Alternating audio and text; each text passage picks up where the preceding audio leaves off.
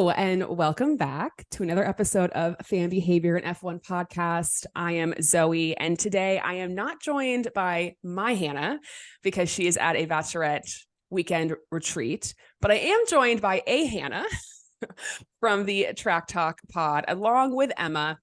Hi, our thank you. friend I was Emma. waiting for my introduction a little bit. Just Hannah. I had to tie in the Hannah synergy that we have with our podcasts. And Emma, you and I met in Austin this past, what was it, June? June, I think. It feels like a long time ago now. I know. But it really I just wasn't remember whenever I did talk about my Hannah, I always had to say my Hannah because there was another Hannah there.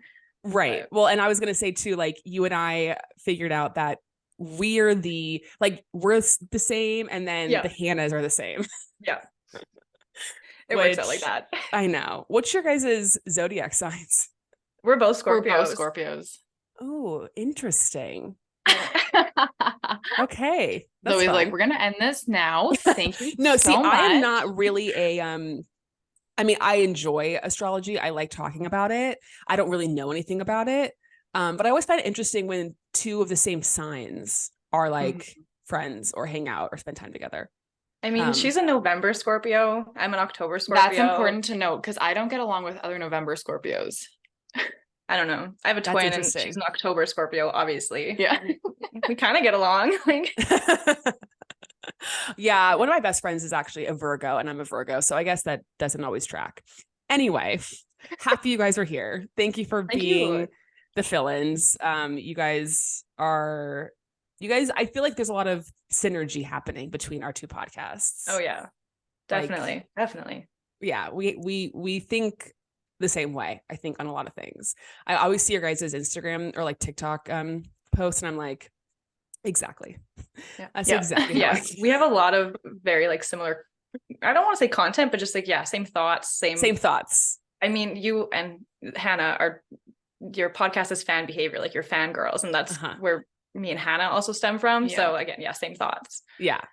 I'm really glad you guys are here because this week has been really emotionally difficult for me. And I need people that I feel safe with to talk about the trauma that I've been through. So I think we should just get into some of all the stuff that's happened. We're going to go through, of course, the whole race weekend. There's a couple of news items I want to talk to you guys about. One particularly for you, Emma, because I know there's I don't even want to say it's a rumor because I feel like it's just a random thought that somebody had. Lance. about Lance. It's about Lance. Lance leaving F1 to be a tennis player? ? I would say this is good for both of us to talk about because Zoe, you and I have actually talked about tennis. Yes, and we're 100% fans. And then Emma is just the queen of the Lance Stroll fan club. I'm pretty sure everybody within the F1 content space thinks of her when something happens with Lance. So I get tagged. We get tagged in so much anything with Lance. When the news dropped, I was at work. I'm pretty sure it was like Lance to tennis, Lance going to tennis, and I was like, I don't know I'll become a tennis fan. Like it would.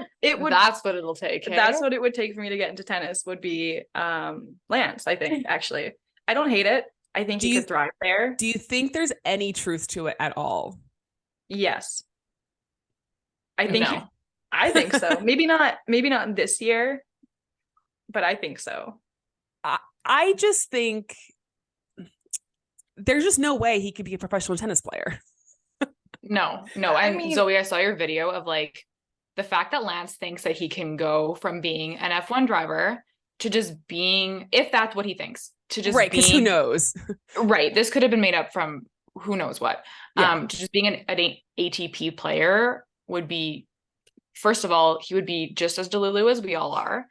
And second of all, I just never think that would work. I don't think he wants to jump into like, he obviously knows he cannot just be a professional tennis player right away, but maybe he's just, switching paths. So then he'll, as someone who wants to see Lance thrive and succeed, I'm not seeing that right now in Formula One. Fair. So we'll get into that. Don't you worry. So if he moves to tennis, starts at the lower rankings, I don't know how tennis works. maybe he'll do okay. He has the money. Yeah, he has the money. Well, there's already another billionaire's daughter. She's a professional tennis player, Jessica Pegula. She's the daughter of the owner of the Buffalo Bills. And she's a top 10 player. So, but she's also been playing for years and years and years and years. But with money comes great opportunity. So best of luck, Lance, on your Best journey. of luck, Lance. I'll still root for you. Wait, Hannah, who's your favorite tennis player? I have too many. Okay. Right now it's Tommy Paul. Oh, I love Tommy Paul. I think he's very interesting. And also Yannick Sinner. Interesting. Okay. So yeah. I don't know these names. What? Okay. I would have never assumed those two. I would have never picked them as your favorites. I love Paige Lorenz. Are you familiar with Paige Lorenz? Of course I am. Okay. Yes. So I've followed her since she was dating Kasperi Kapanen on the Toronto Maple Leafs. Okay. Because I'm a big hockey fan first. And then I followed her journey. And then when she started dating Tommy, I was like, okay, this guy's kind of fun. And he's in her vlogs a lot. So I think I see more of Tommy. I see his personality and how supportive of a boyfriend he is. And then he had that great run this year at Australian Open. So I'm like, okay, I kind of like following him. I liked Taylor Fritz, but believe it or not, Breakpoint kind of made me not like him. Interesting. As much. I am a Taylor Fritz fan. But I can see he doesn't have the most like demonstrative personality. Like he's kind of quiet and keeps to himself. He's very intense. And I love Morgan very, very, very much. Yeah. But Taylor's very intense. Yeah. I think Emma should watch, since the US Open starts tomorrow. I think you need to just like get on board, start from the beginning, watch some matches. Where? How do you mean start from the beginning? I'm so scared of tennis. Why are you scared? I don't know. Help her. No. I'm trying to help her. Yeah, okay. We'll have to pick like a particular match for her to watch that like it has some interesting people involved. Yeah. You know what I mean? I need you to watch Carlos Alcaraz, because if we start at the top, then you'll understand. He's the world number 1 on the men's side, and he's like 20 years old. Yeah. Wow. Yeah. Impressive. Yeah, very impressive. You'll have to send me that name, because I'm going to send you all the names. I think Emma would like Mateo, though, a lot. 100%. I know who he is. He's very handsome. 100%. Yeah, he is quite something. But this isn't a tennis podcast. This is a Formula 1 podcast. The other piece of news was that Haas re-signed both Nico and K-Mag. I think the Nico news is not shocking. I find the Kevin news to be slightly shocking. How do you guys feel about it? The floor is yours. Oh, okay. Not surprised about Nico. I think I'm not surprised about Kevin, because I genuinely don't think it's fine. I don't think Gunther is able to bring in new talent, and like I think he knows he has a good relationship with Kevin and just wants to keep working with that. Like Haas is a very low level team. Yeah. They quite literally do not have the funds to bring in the drivers that maybe they want. And so he's got to pick his battles here. Like I think he has trust issues. Yes. I think he tried it with where he had 2 rookies and he was like, let's see how this works out. And clearly it didn't. So I think that he just went back to what he knew. Yeah, that's and it. I just think that he just has some serious trust issues. So it doesn't really surprise me. At the same time, I'm kind of like, this could be the downfall of your job. Yeah. I don't think I don't think he's choosing to re-sign them, more specifically like K-Megs, because of his talent as a driver and like what he's done. I think he's re-signing him because he knows Kevin and like he's just putting faith in him, and like he's used to that. He doesn't want to step outside his comfort zone. Yeah, I completely agree. I think what they realized was that there probably wasn't going to be any experienced drivers that were going to be on the market that they could maybe snatch up.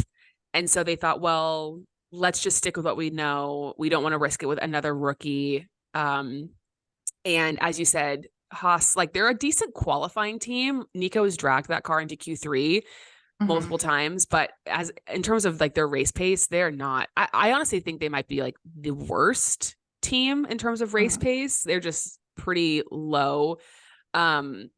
Or at least one of the worst teams. So it's not like they're fighting for points every single weekend and K-Mag's like holding them back from that. But kind of, I don't know. I wonder if he'll end up regretting that decision. Probably. Like I said, I do think that this could end up being the downfall of him as the team principal, just because I think that Jean maybe won't put up with this for too much longer. That relationship obviously seems strained at all times. Yeah. I'm sure that there is a good working relationship, but to not want to venture out and try something new might just do it for him. Yeah, we'll see. There's also sort of, I guess, rumors that Joe may lose his seat. Okay, those rumors were circulating all week. I what do you don't think? know how much truth there is to that. I know. I don't know, because then we saw his performance day and he was in the top 5 for a hot minute. Yeah. Like, I think he's to me that go ahead. You go. No. Go ahead. I don't think Alfa Romeo is a good team. And I think that they have just been sliding under the radar for years now.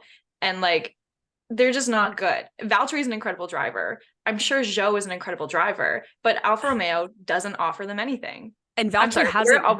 We're very opinionated. I don't like I am specifically, as well. But that's So if he loses his seat, I think it's just unfortunate because I don't think he's been able to show what he can do as a driver.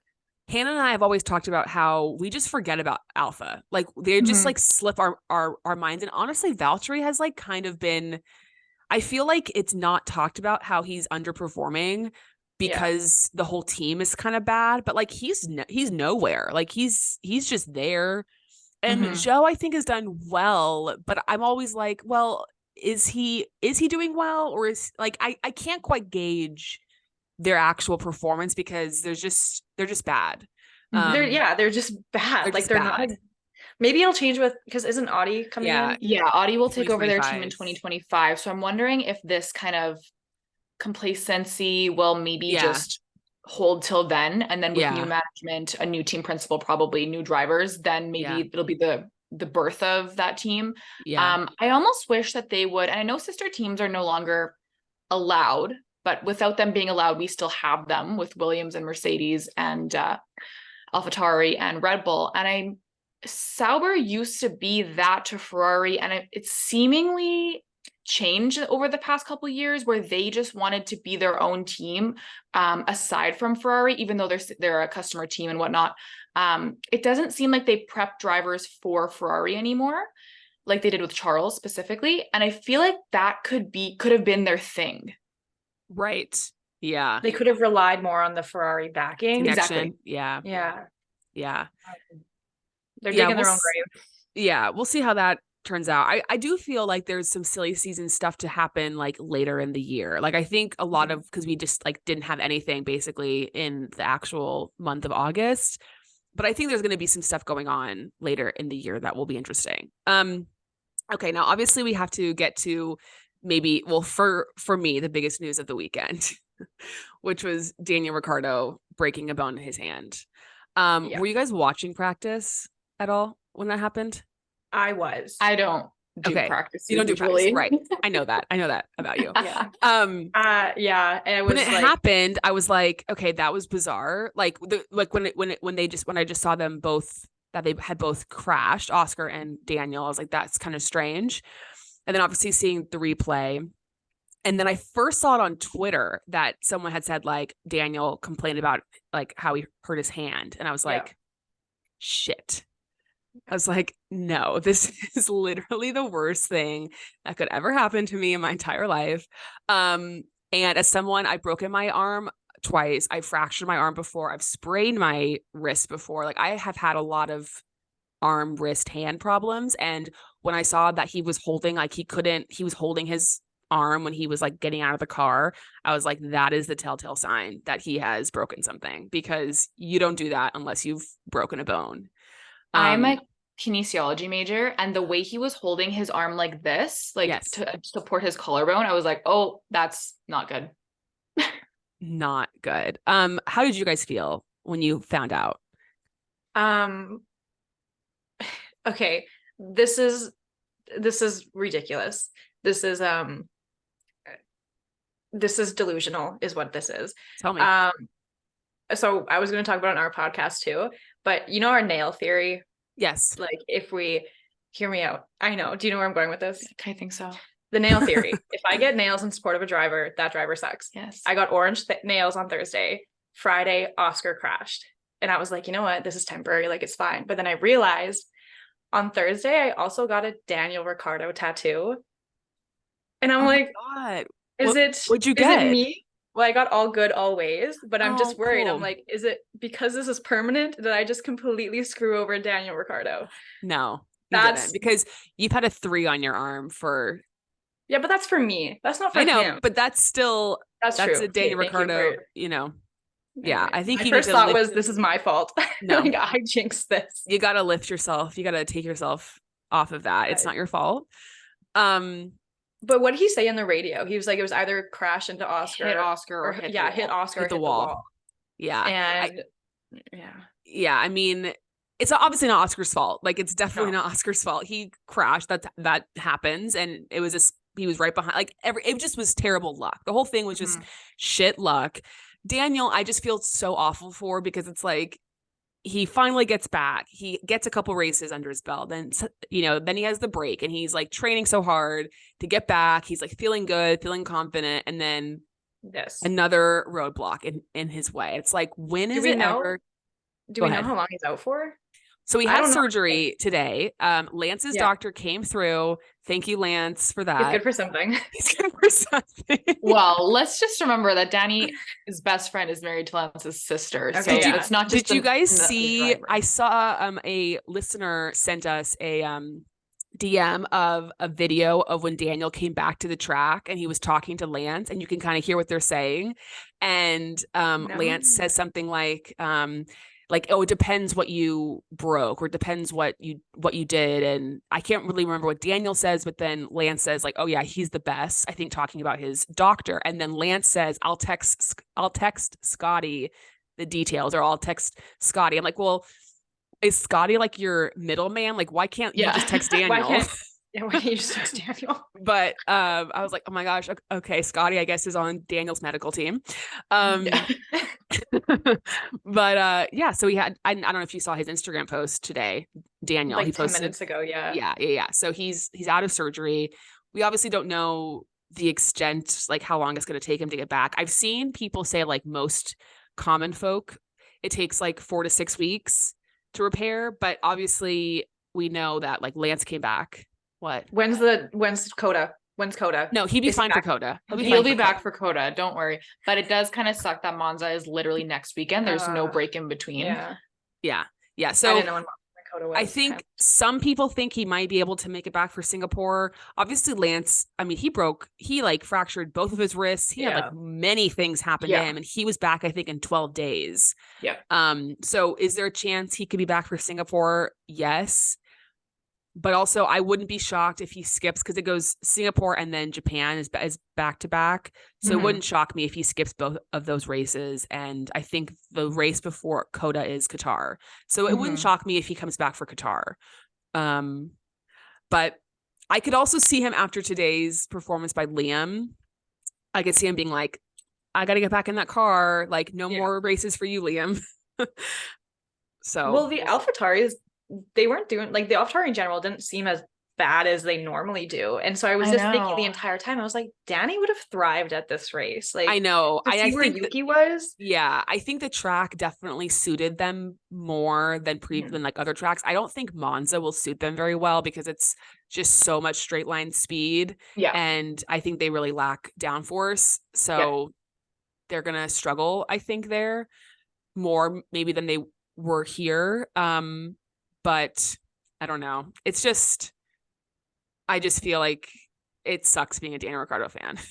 I'm so sorry. I mean, we are also Daniel Ricciardo fans, but I knew as soon as it happened, I was like, Zoe's not going to do a podcast this week. Like, she's actually done. I have this thing, I've talked about it on our podcast before. Like, I feel like I just have like a bad picker. Like, I have a good picker in terms of like the people that I like in sports, like whether it's soccer players or F1 drivers, whatever, like they're fun, good people, but they just like when I start to like them, they do terribly. So You should become a Max fan. Oh my goodness. You got that. No. Hannah's told me that. Hannah's been like, you just should become a Max fan. Like you won't be like, it's kind of boring, but like it's fun. Like, you know, everything's good all the time. I like Max. She's a Max fan. He's her number one. Yeah. That's her number one. Hey, wow. Yeah. Max So was my number one for a long time too. Yeah, she and I have very different opinions. Like I'm a Lewis fan, she's a Max fan. We agree on Daniel. That's like maybe like the one driver that we're like both fully in on.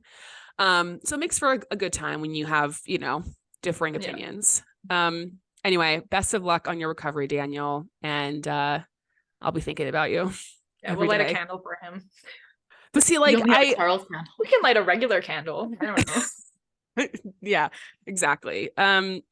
Yeah. And that was just like the start of the bad weekend for me. Yeah. It did get better by the end. Like, you know, we both are wearing our Ghastly merch.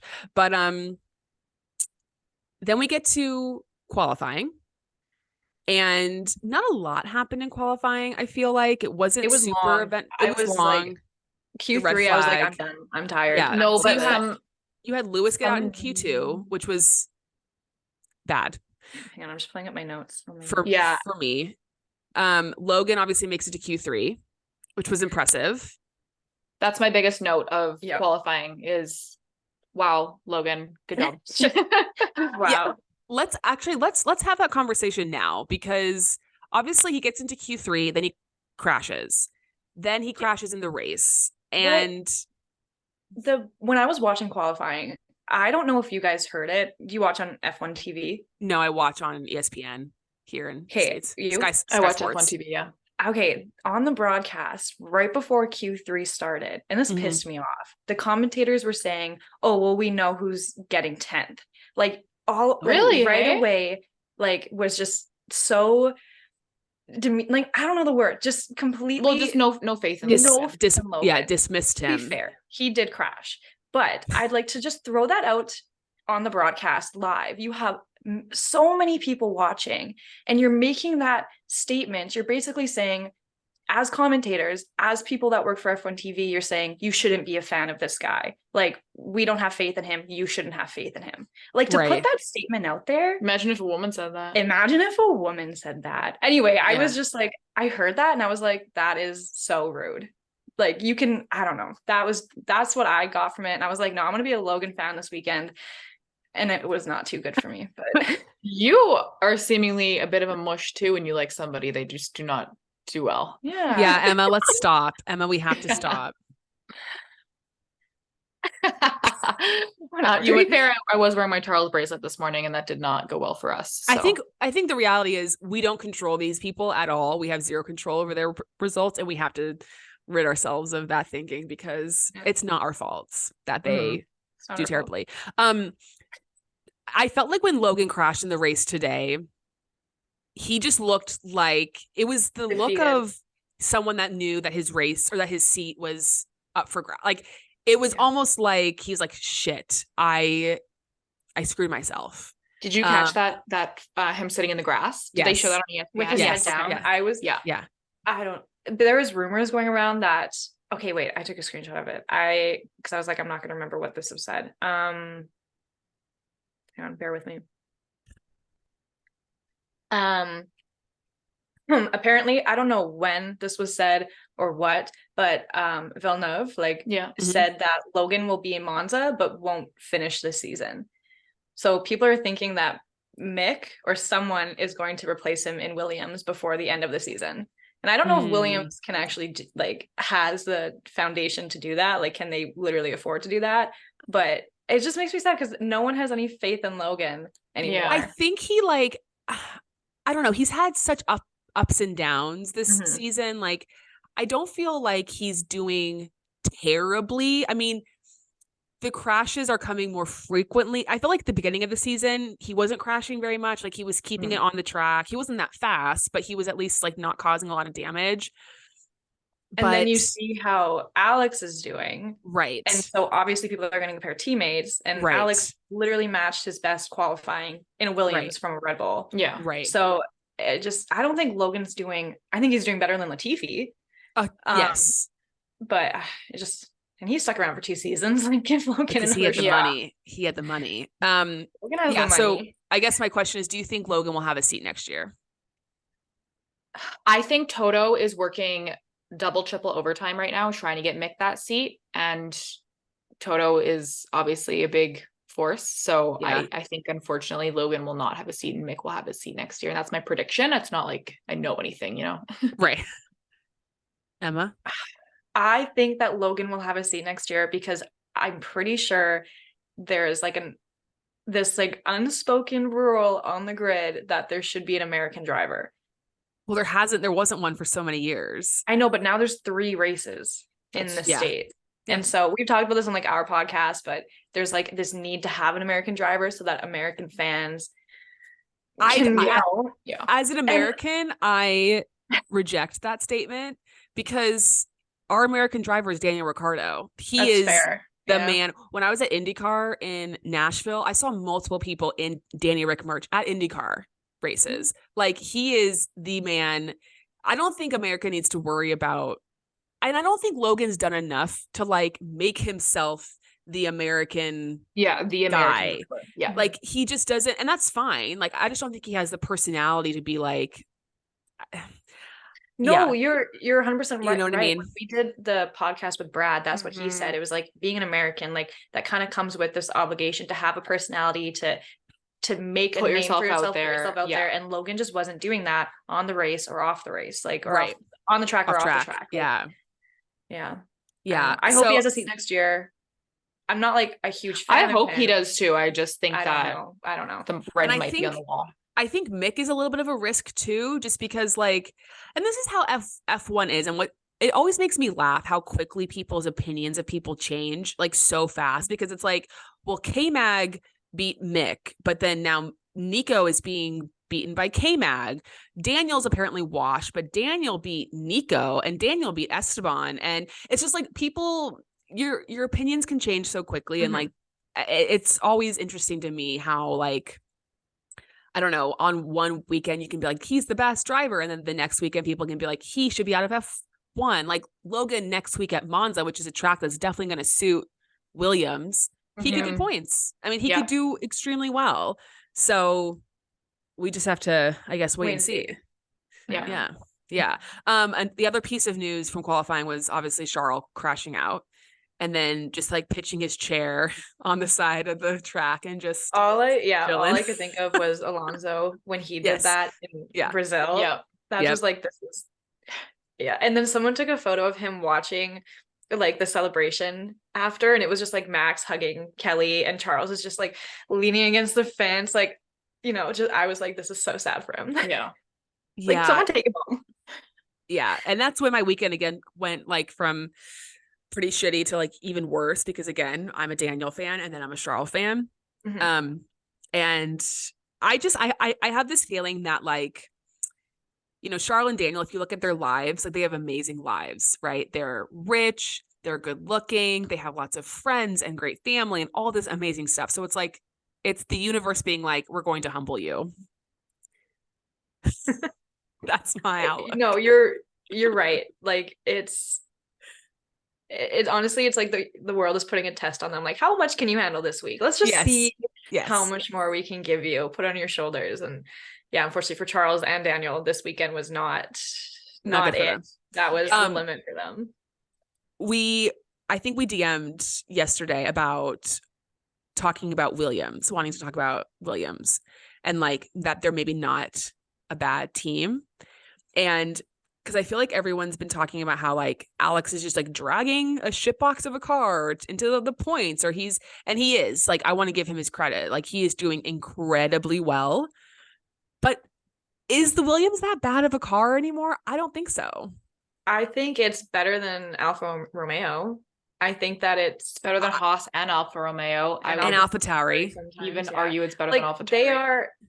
it's wild because you'll see the practice times and the qualifying times, and they're doing a lot better than a lot of the teams on the mid to lower part of the grid. Yeah. And then it comes to the race, and that's where we obviously see the struggles. But I think just knowing, we know Alex is an incredible driver, and so he wants to make something of the Williams, and I think that this year he's been able to. Mhm. Yeah. And I think that the Williams has definitely upped their game as well. Mhm. Like, they're not bad. They're currently 7th in constructors points. That's what I was just taking a look at. Now Haas is nipping at their heels. They're 4 points back. But I don't think the Williams is bad at all. No. And like, I think even some weekends they're better than Alpine. Like, I think they have the speed of advantage over them. And I was thinking about this too, and I'm sure you guys would talk about this. Like, again, I don't want to take anything away from Alex because he's done incredibly well, but his teammates have been Nicholas Latifi, and Logan Sargent. Yeah. Like, it's not like he has been up against a real formidable teammate. Right. And so while I think he's deserving of the praise, I also wonder if it's a little bit overinflated given the fact that, like, we had this perception of the Williams as being a bad car. So we think he's like over exceeding the limit of the car. And also his teammates are not necessarily like putting up a valiant effort against him. And so I just wonder if he had a teammate, and this is why I wonder if, like, let's say Alpha Tauri decides to go with Liam and Yuki and Daniel's up for grabs. Like, I don't know that Daniel would want to go to Williams, but like, that could be an interesting.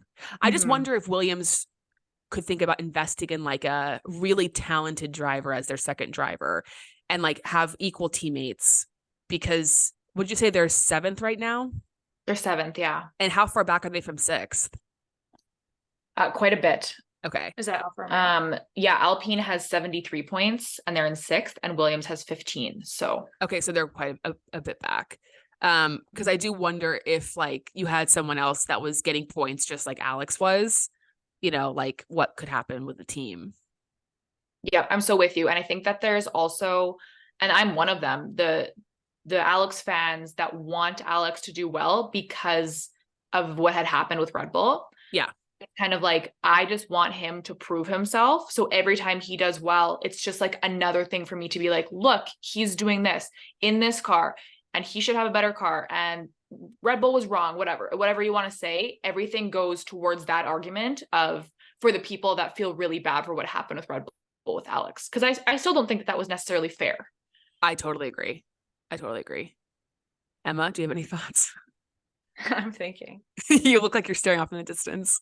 I'm trying to think like who on the grid could like match him. Like, I think it would be interesting, not that they ever would, this wouldn't ever happen, but like, what if Pierre Gasly was Alex's teammate? Yeah. What if Esteban? Like, I feel like that's where Alex is. Like, Pierre, Esteban, like, good driver, but not like, I don't want Alex going to Red Bull again. I don't want that. And I actually think he's a driver that benefits from being the number one guy on his team. And like being, I think even though Williams is like not fighting for podiums yet, I think he's better suited at that team than like maybe getting the second driver seat at like a quote unquote top team. Yeah. Mm-hmm. No, I agree. I think he does well with like confidence boosts. Like, yes. I feel like Alex is the type of person that feedback needs to not be like yelled at him. It's like being built up. And I feel like under Helmut Marko, that's just not how he builds confidence. Yeah, I completely agree. Okay, let's get to the race, because those first, whatever it was, 2-3 laps, I was just like, I don't know if you guys were like watching the leaderboard, but it was like, like raising, falling. I was like, I could not keep up. Same. I was like, what the heck is happening? And like, when to pit, when not to pit. I think that crazy. The drivers that didn't pit right away for the Inters were like, they kind of screwed themselves over. Exactly. Lando was one of them. Well, Alex. Yeah. No, Alex. He was weirdly enough was on softs for way too long. But see, it was bad and then good. Yeah. Like he went long enough to make it worth his while. Yeah. But like, because some of them didn't pit, and then they did pit, but it was like too late for it to make a difference, but then like too early for them to actually like benefit having been on the softs. Mhm. But yeah, like Checo obviously really benefited from it. And I was just like, oh shit, this is on. And obviously then it wasn't. But And I'm then trying to think- Charles's the when he went terrible into the pit stop. I just saw the Ferrari guy running know. with the tires, Jumps over the tire. and I was like, what is going on in that goddamn garage? Like, if I was Charles, I think I actually would have just gotten out of the car and like Now- changed my own fucking tire. That and Yuki just like seeing the green light and being like, no, I'm not ready to go yet. What? Yeah, I don't. I did see though that Bernie Collins, I don't know if you, well, she's on the Sky Sports coverage, which is what we get on here in the States, but she was saying that I guess Charles was the one that made the call to come in, not Ferrari, and so that's why they were delayed with the tires, was because Which they didn't call him in. I understand that, but as pit crew, you should Yes, you should already be be ready. thinking about what the tires are going to be. Yes. You know it's raining. You know Yes. they're not going to put on wets. Yeah. You know they're not Yes. going to put on another set of slicks. So like, yes, these drivers are going to make these like impromptu calls, but you should already kind of know what. Yeah. You should already be prepared for when they do make that call, and I they just agree. weren't. Yeah. And so I'm not putting I don't want to put the blame on Charles. I don't want to put the blame on the team. I just was like, what is going on? Yeah. Like this was chaotic, because we've seen it before where drivers have made that call and they go in and the team is ready. Mm-hmm. And it just, that was not the case. And I Yeah. was like, wow, this is, I want to die. I hate being a Charles fan. This is what it is. Truly. Literally. Mercedes also screwed up too. They didn't bring George or Lewis in, I don't think, right away. And then I don't know if you guys caught George's radio that he said he was Oh. forecast for a podium. My God, I laughed so hard. I wrote that in my notes. I'm like, what the heck does that mean, George? He thought the podium was his. I And know. I love here. You know what? I love the optimism. Could it be me? But love that for him. It was just so like, I didn't love the phrasing of it because it made it seem like he was, I don't know. I just didn't like how he phrased it. No. Yeah. No.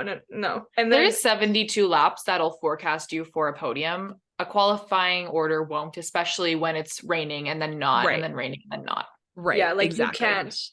That whole starting grid was what It was Lando was on the Yeah. front row. He finished like, I mean, in the top 10 Yeah. still, but nowhere near a podium. And you don't hear Everyone him on got the radio mixed up. saying, yeah, it's like you don't hear him on the radio saying, oh, that podium was ours, or like what happened. Right. I mean, we don't hear all the radio, so maybe he did say that and we Right. just don't know. But I don't Yeah. know. I thought that radio message from George was kind of like, oh, you need to sit down, please, Yeah. sir. Yeah, Like, you yeah. need to just take a second. I felt the same way. Then Max undercut Checo, and there was a whole thing about like, did Max make the call? And it was Max apparently didn't make the call. Red Bull made the call, which obviously it's because Red Bull wants Max to match Sebastian Vettel's record of 9. And- Like, they're not going to benefit you, Checo. They're never going to be on your side. Yeah. Never. And even if they didn't make that undercut call, in a few laps, they would have been racing. Max would have gotten ahead anyway. Like he's just good. He's incredible. It's unfortunate for Checo because Checo is also very good. But at this point, it's like you can't compete against Mhm. Max. Mhm. Yeah. Like, and I don't think that Red Bull was necessarily out to like get Checo. Mhm. But I think it does benefit them and Max to, get that extra or get that 9th race in a row. Mhm. And again, Max is just better. Like he is better. We can't deny that. Because they were saying too on the broadcast, like the lead car should get like the better strategy or whatever. Well, when we see that with McLaren as well, and no one is saying, oh, McLaren's out to get Oscar. It's like, no, Lando's more experienced. Like we can put more faith in Lando. It's the same thing with Red Bull. Like we can put more faith in Max. Like, and it's just, I don't know. I think you can't win, honestly. People are going to find something to complain about always. But yeah, I was like, no, obviously Max is going to get that undercut strategy. Maybe in a different race weekend, you can have a different conversation about it. But knowing that record was up for grabs today, it just wasn't going to happen. It wasn't, and it's not going to happen next week too. If Right. they're going to keep going. they can to give Max that 10th race in a row. And that's the reality of the Red Bull second seat, which is you're just always second fiddle. Like it's just never going to be you, and you have to just accept that that's the reality of the situation. Which is why there's so many drivers I don't want in that position, and why I actually think Daniel is perfect for that position. I do think, he's perfect because it's like he understands like the psychology behind it, whereas I think other drivers couldn't handle that. I mean, we've seen it with Pierre, with Alex. You want Danny Rick to be the Red Bull second driver? Yes, I do too. I want Danny Rick to go to Red Bull so bad, but I want him to have like a fighting chance. And I am more than okay if Daniel Ricciardo gets in the Red Bull and he's getting, a handful of podiums a season, getting maybe a win or two. I will be happy as a clam. Isn't that why he left Red Bull? Exactly. But that's exactly why I think he's self-aware enough that when he goes back, he knows what it'll be like. Yes. All right, okay. Yes. And also after all of his ups and downs, it's like, I think he just like wants to be in a car that can go fast and can like fight for the podiums and the wins, knowing that Max is better. Like he understands that. But I mean, who knows if that'll even happen? We'll see. And Max is one of those drivers. Well, I mean, Danny gets along with everybody, but I think Max respects Daniel so much that partnership is almost better for the both of them, because there is this understanding that like Max is number one, Danny's number two, and that they work so well together. And Danny brings out like the side of Max that is not so ultra competitive, but more just like a fun teammate to compete against while not taking it too seriously. Totally agree. I mean, Max has basically said, he's like, yeah, I want Daniel as my teammate, which I wonder if that has like sway. I mean, I wonder if Red Bull does actually take that into account. Yeah, I don't know. I mean, how can you not? This is your leader and has been your leader for 3 years now. I don't know. Exactly. It's crazy. I mean, Checo's contract isn't up until next. Yeah, but they don't care. They don't care about that. That's true. With Red Bull, we shouldn't be talking about contracts. They do not care. So then there was a lot of rain. More rain. Logan went off. That caused a safety car. That bunched the group up. And there was like the torrential downpour, which led to the red flag. And it was just like, at first I was like, oh my God, Red Bull screwed Checo again, because they brought him in. And I was like, oh my God. And then I guess I didn't know this, but if there is a red flag, they go back to the race order from a lap before, which I don't know. I get it. I understand why they do that. But also part of me is like, I don't know. The decisions you make before the red flag should affect the order when you start again. Yeah, I thought they screwed him over too. I didn't realize that rule was in place. But that's exactly it. Like, that the rain is so heavy right now that there's no possible way that they can sustain racing under these conditions. So you had to know there was a red flag coming. I'm not sure why that decision to box was made. It was definitely the wrong one. Did it end up hurting him? Not really. But yeah, it was a bit confused. Yeah, I was confused. When I saw him go into the pit and then the grid lineup was Max, Fernando, Pierre, I was like, I'm not saying anything. I was like, this is literally. And I saw your story. I was like, I was like, Zoe's not saying anything. I'm not saying anything. I was like, I don't want to jinx this. Yeah, exactly. Like, I'm terrified. Exactly. I thought we were all screwed when it ended up going back to what it was. But I don't remember Checo speeding in the pit lane. I don't know when he would have sped in the pit lane. I don't know.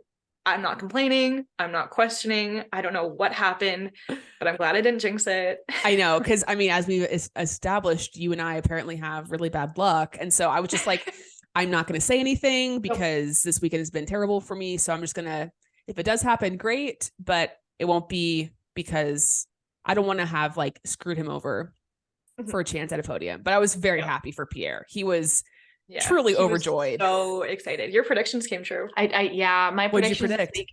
I've kind of given up on like a top three. Like, it's just very difficult right now with Max just winning every week. But I just predicted that there'll be 3 different teams on the podium. Oh, I like that. Yeah, that was awesome. Yours were wrong. I thought we'd get a McLaren podium. I mean, and then that was my nails orange, so I screwed them over. Well, orange is also Max too. That could be for many different people. but I got them with McLaren in mind. I know, but I'm just saying. I'm a McLaren fan. So it's the intention that counts, right? It was like the intention that counts. I think Okay, at this so- point, if I were to go into the nail salon and I'd be like, I need a color that's bold orange for Max or like blue for Red Bull, it's like the universe would know I don't mean it.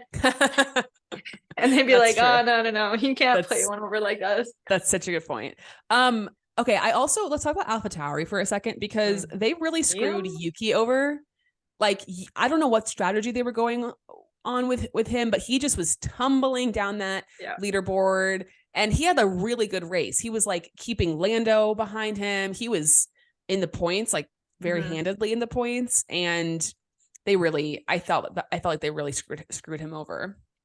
I think that when like the last little bit of the race happened and Logan crashed, red flag came out, I think everyone just like panicked.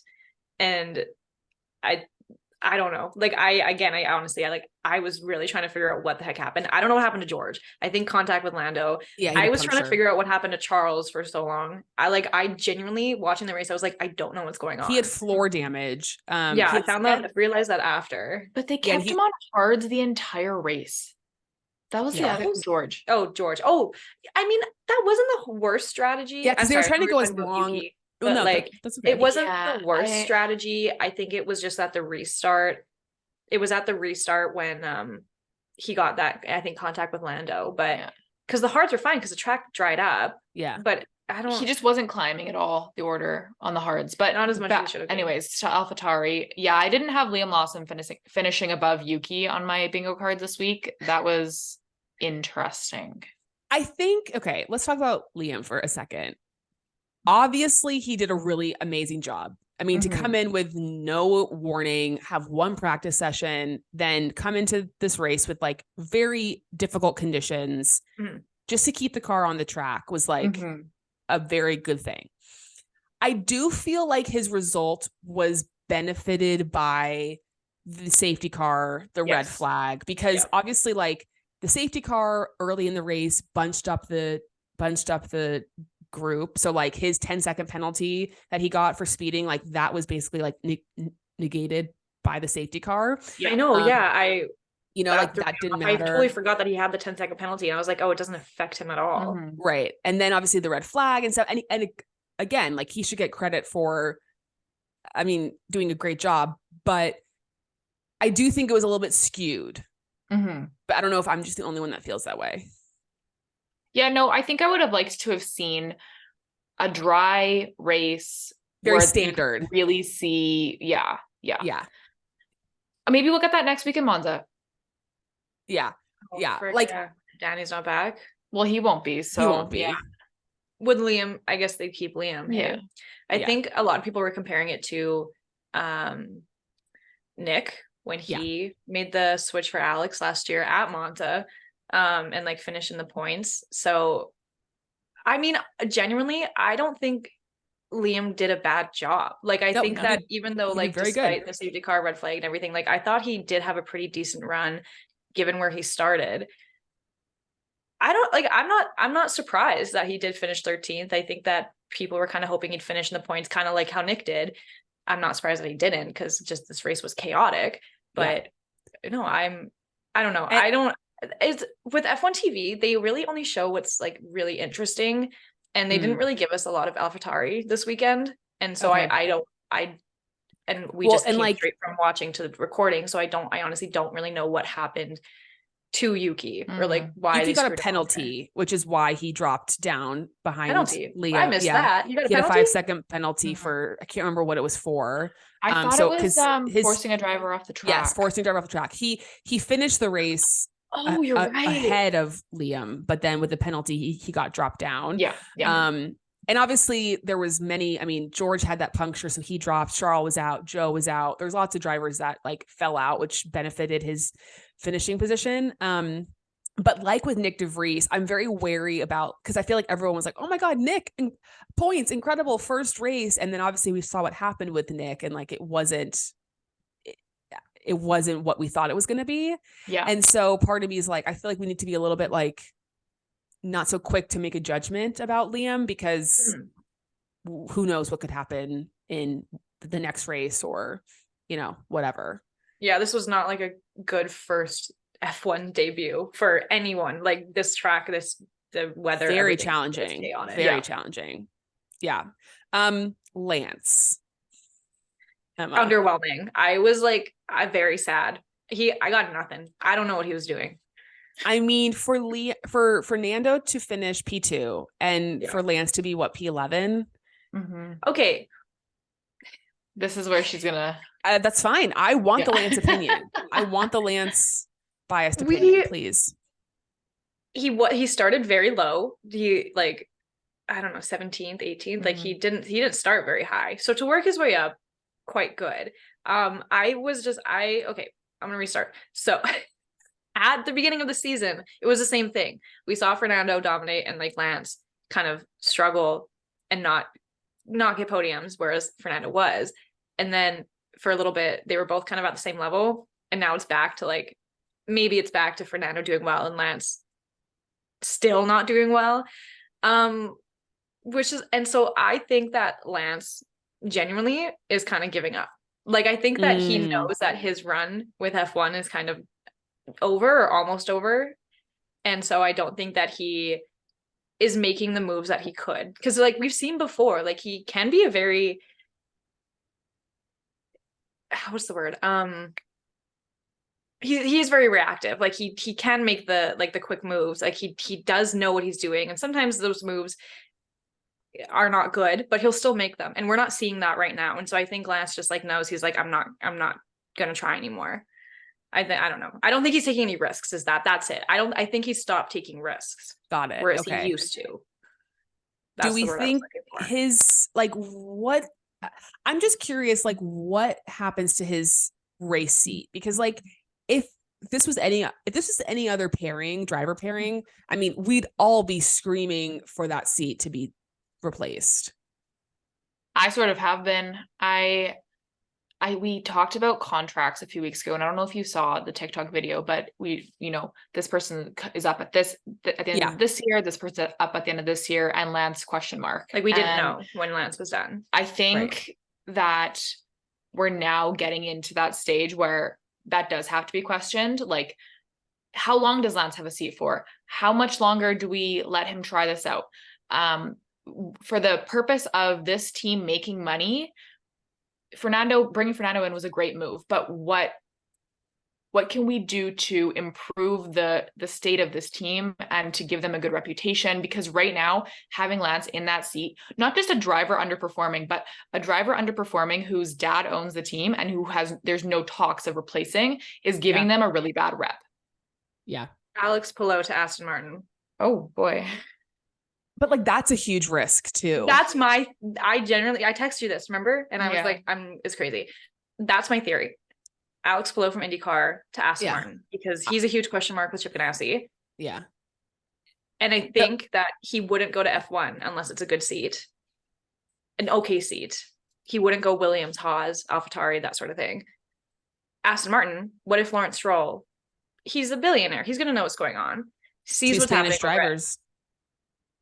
Two Spanish drivers. Yeah, true. I don't know. This is a far-fetched theory, but I wouldn't be surprised if in the next few years, Alex Palou is in Aston Martin. It also wouldn't shock me if Yuki makes the move, because I know Honda comes into Aston Martin. I forgot about that. Yeah. And especially, so basically now with AlphaTauri, Red Bull, you have with Checo, Daniel, Yuki, and Liam, you have 4 drivers for 3 seats. So it's going to be like a musical chairs situation, and someone at the end of this year is going to be left standing alone without a seat. Mm-hmm. And part of me wonders if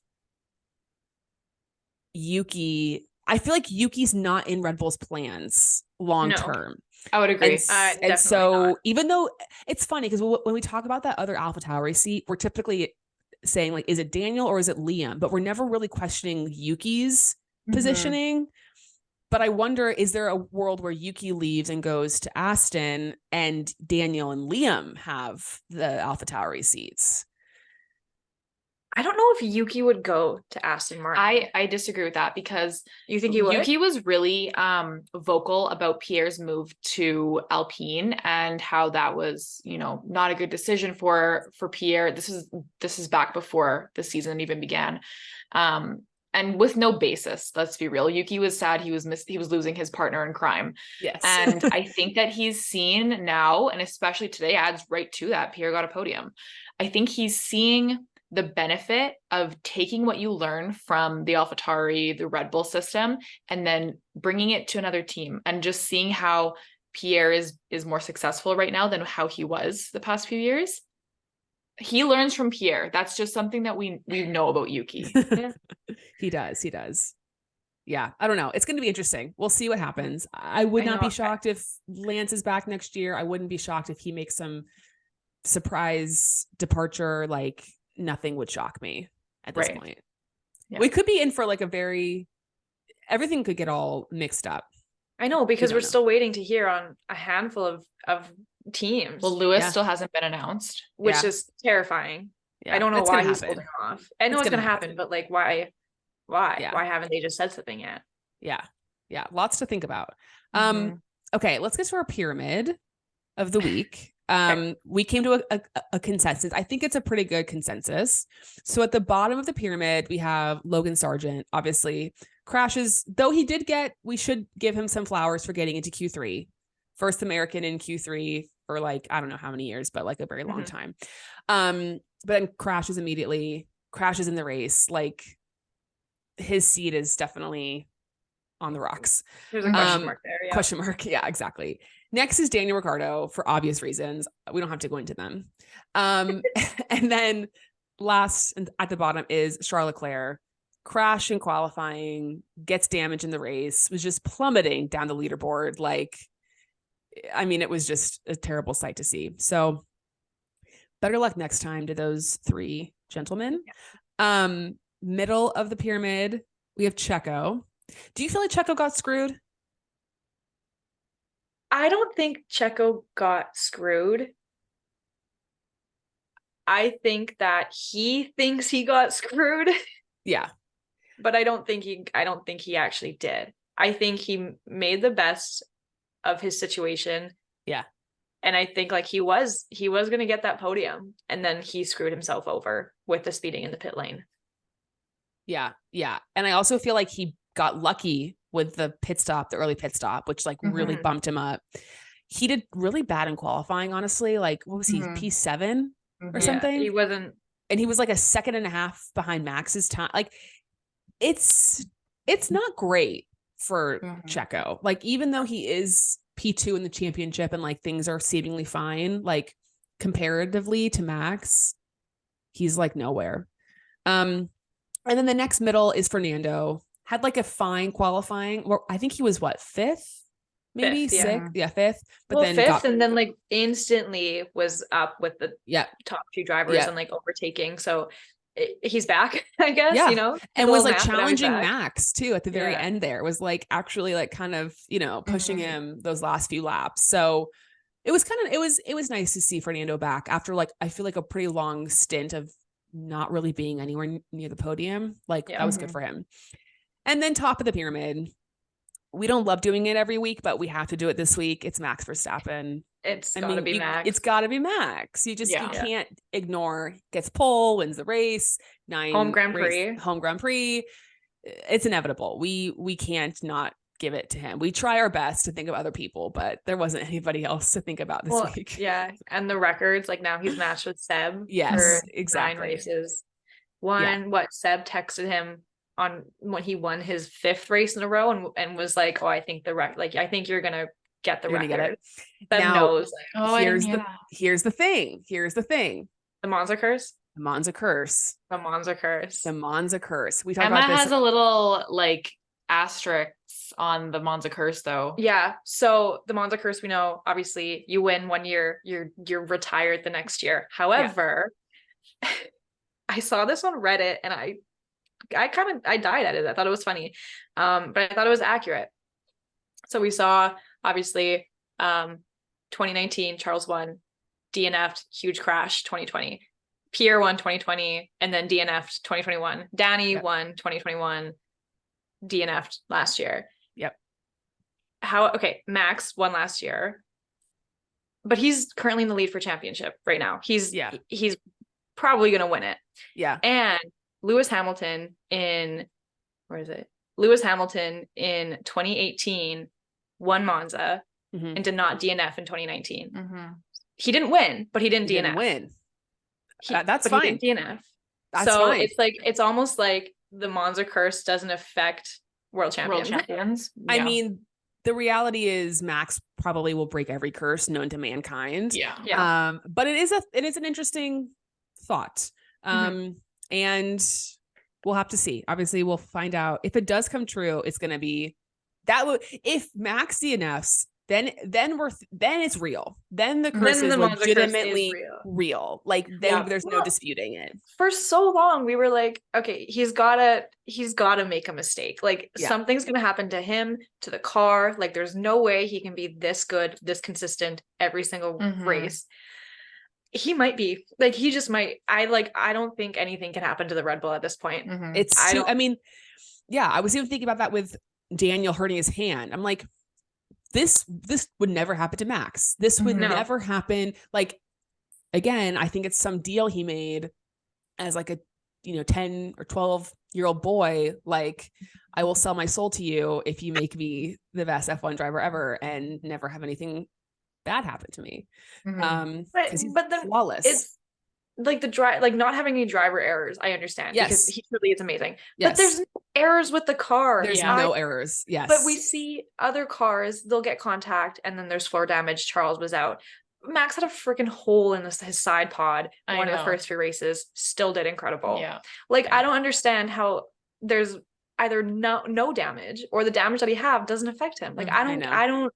It's too good. He's too powerful. He's too good. Okay, now it's time for our fan and foe of the week. I asked you to prepare your fans and foes if you would like to share, or do you want me to share first? Yeah, can you go first? Yeah, you go first. So my fan of the week is obviously Pierre Gasly's podium. It was the silver lining of my very dark weekend.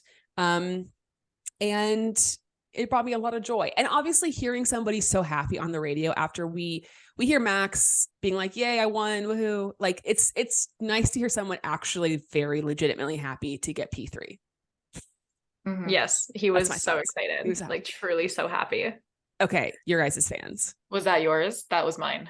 Your fans? That wasn't my fan. That was mine. It was Pierre Gasly. It has to be Pierre Gasly. It has to be. We don't talk about him enough on our podcast, and we have heard that feedback. So I'm giving him all the credit where credit is due this week. He was so happy. Anything that good that comes to Pierre makes me smile. So that's my fan. Yeah. I mean, we are Pierre fans. Like we were so excited to see him third. Not my fan though. My fan is there was like a string of laps where Lando was just overtaking to like it was nobody's business. So he at one point I was like, he could easily work his way back up into the top 5. And then obviously we were that downpour. But just watching that, I was just like, this man could quite literally be world champion if he's in a better car. Like and the McLarens aren't bad. But Lando, just seeing his skill, I was like, I love this man. It was up until he reached Yuki, I think. And it was Yuki, stuck behind Yuki for so long. Yeah, and at that point, like his tires were so worn out, like he had to pit. But so props to Yuki for keeping Lando behind. But Yuki snaps. That was it. That was my fan. It was Lando. My foe, again, another obvious one is Daniel Ricciardo breaking his hand. Like, kill me. Your guys' turn. Mine was Charles having a DNF. Obviously I feel terrible for Danny. I'm a Danny fan. That sucks as well. Probably way worse. But in terms of the race, Charles DNF, that's my foe, with special mention to Logan Sargent sitting in the grass. Yeah, my foe was Logan Sargent. The whole weekend, my heart just like ached for him. And I got my hopes up at one point, and then I was very sad. And seeing him in the grass and just like seeing him sit and it's like his like head dropped, I just felt so bad for him. That was it was the worst. It was just terrible. Someday, speaking for myself, someday there's going to be a race. I'm putting it out there into the universe where I don't care who wins, Charles or Daniel, but Charles and Daniel are going to be on my dream is for Lewis Hamilton to get a win. I've never seen a Lewis Hamilton win. And then Charles and Daniel are on the podium. Is that your dream podium? That's my dream podium. I'm putting that out there into the ether. And when that happens, I will frame that and put that somewhere like in my apartment. Do you have a dream podium? I guess I've never thought of it before. Mine would be Charles, Lando, Pierre. that would be great too. I would love that as well. Yeah, I think just like those three. But I'd also love Daniel, Pierre, Yuki, like Yuki involved in some capacity. Would be fun for me. Lance, he's not on my dream podium, but my God, do I want him to get a podium so bad. Well, so Emma had said at the beginning of the year, if Lance got a podium before silly season, she'd get a Lance tattoo. I extended it. That didn't happen. So she's now extending it to the rest of the year. So that's where that's coming from. Okay. Yeah. Love it. Love it. Love it. Okay. I have some questions from the listeners that I want to run through with you guys, just a few before we end. Sure. What strategy moment were you most shocked or surprised by during the race? Was there anything Ferrari pit crew not having the freaking tires ready? And I just, that was it. And I shouldn't have been surprised because it's Ferrari at this point. And I don't know. I was a little surprised that Charles and Carlos, there was no fighting when Carlos passed him because of Charles's, but then I realized I'm like, oh, Charles has pretty bad front wing damage. Like there's no point, but usually we get a little bit of tension and like, it's more of a battle. And right now, and then for that point, it was just like, they let Carlos go. Yeah. So it was like a good surprise.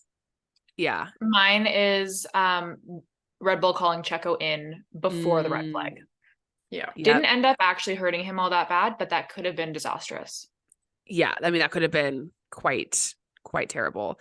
Somebody asked what happened to Oscar Piastri, and I felt like he was doing well, but I think Piastri was called into the pits right before a safety or a yellow flag came out, and that kind of screwed him over. It was like literally as soon as he was exiting the pits, it was like a virtual safety car or like a yellow flag, and so it didn't. Yeah, so and then that just kind of made him. He couldn't get his spot back. Right. Somebody said, I need Papa Stroll to kick his son out of the second Aston Martin seat and give it to Alex Albon. Hey, Alex Albon. I could see that. That would be interesting. Though, again, I don't necessarily want Alex to be like, I think Williams is the best place for him. Honestly, like, I think I don't think was Fernando Alonso is going to stay very long. I think he's done after his contract is over, which means if Alex takes that seat, that second seat, true. He could then become the top driver. My God, Alex and Yuki, Aston Martin. Yuki and Aston Martin. That would be iconic. I would love that. Yeah. They're like an underrated fun duo. I feel like they're fun together. Okay, someone actually said, predict who will be at Red Bull and AlphaTauri next season. Well, Red Bull, we know it's going to be Checo and Max. You don't think it's going to change? I don't think it's going to change. I think it could change halfway through next season where Checo loses his seat, but I think they're going to start off with Checo and Max. Okay. And for AlphaTauri, I think it's going to be Danny and Liam. Genuinely. Oh, you think Yuki's gone? I think Yuki's probably gone. Because you honestly, during this podcast, what you said kind of convinced me. Like, I'm like, yeah, there is no obligation to keep Yuki anymore. So. Wow.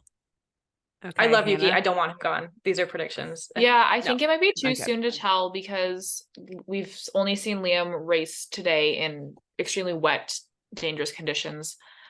So for that, I'm going to keep them the same as of right now. I agree. I think I can't see Checo getting replaced. Something would have to go like Checo would just have to completely bottle it the rest of the season, and Daniel or somebody else would have to just like totally outperform for it to be like an obvious switch. And I feel like AlphaTauri needs the experience of Daniel with like their rebrand and like all that stuff that's happening. Like I think they need somebody like him to like sort of lead the direction of the car, and I think he's good enough like to get the seat as well, like just based off of his pace. I think it's going to be Daniel and Yuki, and I think Liam will have like what I think is they'll guarantee Liam a seat for 2025. They'll say, we'll give you're guaranteed a seat because that's when Checo's contract is up. They can do some more like reshuffling, and they'll make Liam like the certified third driver for Red Bull AlphaTauri next season, like one more year of just like behind the scenes, and then he'll get the seat. Mm-hmm. Okay. But it's going to be on interesting board. to see what happens. Yeah. I know. I feel like it's so late. Not even late. Like, I guess it's still August, but I just feel like this time last year there was already so much that happened. I And know. this year we're like, we don't know what's going on. Because like, what's going to happen? Like if Liam and Yuki are close, and then like Liam and then Daniel comes back, and then Daniel and Yuki are close. Like, how are they going to make the decision? I don't know. You were asking the wrong people. I don't know. I have no idea. Thank God I am not F1 Helmet team manager. Marco. Thank God I'm not Helmet Marco. The funny thing with him though is like he loves Daniel. Like He he does. legitimately loves him so much that like I think that does have some sway, but I also just can't imagine Yuki losing his seat because he's done so well. So I don't know. It's going to be crazy to see. Thank you guys so much for coming on and filling my Hannah's shoes this week. Can you please let everybody know where they can find you, where they can listen to you, follow you, all the things? Yeah, so we are just Track Talk Podcast on wherever you listen to your podcasts, and on Instagram, tracktalk.pod. TikTok is Track Talk Pod. And we're pretty active on social media, so You are. we try to respond to as many messages as we can, and like have these conversations. Mm-hmm. But I think that's the only place you can find us. Yep. Yeah. When do your You can episodes email come us. out? When do your podcast Um, episodes come out? Tuesdays? Tuesdays. Ours come out on the same time day as yours. Mhm. I think Perfect. yours comes out a few hours before Mm-hmm. us. Okay. So I guess if you're listening to this, go listen to ours next. Thank you. Yes, exactly. A double header. It'd be so Yeah. fun. What are you guys going to any races this year or next year? This year, no. This year, no. Coda just ended up not working out. Just being in the middle of Canada, flights are ridiculous. It's actually like it's more stupid. than a flight to Austin right now is more than what my entire Taylor Swift VIP tickets cost. So God. You have VIP tickets? yeah. Anyways, it's just not gonna happen right now. I think if we had planned it months and months ahead of time, we probably could have got some better rates, but we're hoping maybe next year to get to Montreal. Mhm. Yes. Toronto, Indy. Indy. We Coda. hope that we can do Coda or Nashville, Indy, Yeah. because your trip to Nashville, Indy looked outstanding. Well, and Nashville, Indy So next fun. year is the It's the final finale. race. Yeah, the final one. Yep. And yeah, I like as soon as that got announced, like I texted Caitlin from Team Penske and I was like, I'm going to Nashville. So if you don't come with me, I'm still gonna Yeah. go. I gotta That's go the to other thing is Nashville. I'm a full-time student. Yeah. Yeah. And It's Emma hard. is yeah, she's got a 9 to 5, so it works a lot better for her to get time off. I don't blame. So, Yeah, it's tough. Hopefully a few races next year. We'll plan Good. better. I think we didn't really plan at all to go to anything. Yeah. Mhm. So how about you? Okay. You're going to Coda? We're going to Coda this year, and then next year I would like to go to Silverstone. That is on my I want to do Silverstone Wimbledon, Hannah. Because I know what that is. I know what Wimbledon is. Because this year I got to do Monaco and the French Open because they're yeah. back to back. So I would Yeah. like to do that again, but for Silverstone Wimbledon. And then I mean, Coda is going to be the race I go to every single year. Like that's just going to be my reoccurring race. So if you go to Coda, let us know and we'll have a grand old time together. That'd be really fun. Yes. Yeah. Next year. We can't Next promise, year. but we're gonna Do your do best. our damn Do your best to go to Coda Um, next year. Do you guys know how we end the show? No. Okay. So I'm going to go 1, 2, 3. And then we all say enchanté. Oh my gosh, I love that. Okay, let's do it. Okay. Are you ready? I'm ready. Okay. 1, 2, 3. Enchanté. Oh, we were You guys early. a We were little too fast. delayed. It's okay.